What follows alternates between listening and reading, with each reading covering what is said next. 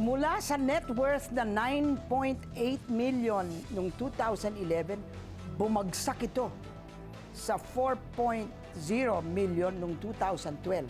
Anong ginawa mo nun? Ayun. Nagbago ho yung definisyon ng SALEN. Kada taon may bagong rules and regulations ang civil service kaugnay sa pag-fill up ng SALEN. Sinabi ho nila doon, ihiwalay yung para sa mga bata, ihiwalay yung mga minana, tulad ng rules ngayon. Minsan na binabalik nila so biglang tataas dahil bago yung requirements. But it's in the attached page. Ang sinabi lang kasi nila, ilagay sa hiwalay na page. Pero hindi kasama sa pag-compute ng net. Talaga? Magulo sila, ma'am. Hindi ka raw nagdeklara ng mga endorsement mo. Ma'am, kasi walang bayad. I don't believe it. Ma'am, ex-deal yun sa party ko. Bibigyan nila ako ng poster nationwide. Lalabas ho ako sa TV nang hindi ho ako nagbabayad ng airtime. Parang yung may na-endorse ko kaming pintura ngayon. Siya may bayad, ako wala.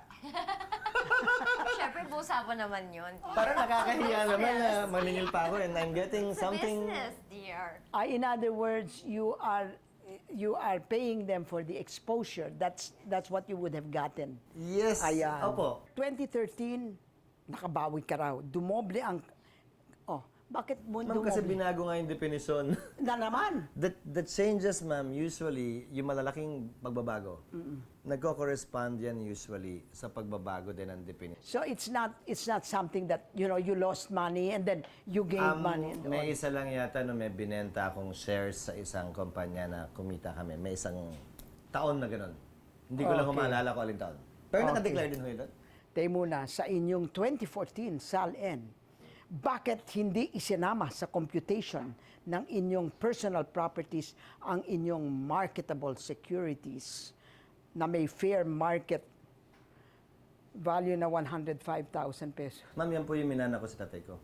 Ah, At sang-ayon din sa rules ng civil service for It's that particular succession. year, i-declare mo sa hiwalay, Oo. nakadeclare ho yun sa hiwalay na page, Oo. pero hindi kasama sa total kasi walang acquisition cost yun. ano bang nasa loob ng prenup na yan para malaman ng mga kapuso Actually, natin? unang beses ko rin gumawa. At nakakita, bagaman abogado ako. Isang tahin na lang yun. Pangalawang page of acknowledgement. Actually. Ano? It was an easy read. Hindi ako natakot or what. Malaki yung font niya. It just indicates kung ano ang meron ako dati at kung anong meron ako ngayon. And in the future, sa akin yun, hiwalay kung anong meron siya. Okay. Akala ko komplikado rin yung prenup na ililista lahat. Nung nagkonsulta ako sa abogado, mahirap po kasi mag-abogado sa sarili mo eh. Oo. Nung nagkonsulta ako sa abogado, ganun lang pala yun. Sabi, okay, daling pirmahan. So, ayun lang na sinabi. Basta yung akin at yung iyo. Hindi mo wala kayong conjugal property. Sa ilalim ng family code, pwede kayo pumili. Conjugal partnership of gains. Teacher ko niyan si Chief Justice Reno. Sana, sana tama to. Conjugal partnership of gains, meaning sa'yo yung sa'yo, kanya yung kanya, pero yung kita o tubo, sa inyong dalawa. Oh. Community property, meaning lahat ng sa'yo at lahat ng kanya, sa inyong dalawa. Or complete separation of property. Ang iya lang inyo. Sa prenup, pwede kayong magkasundo ng mix, hybrid o kung ano. Ang sa amin po is complete separation. Complete separation. Di pag nag-separate ka sa kanya, wala siyang makikita. Ha?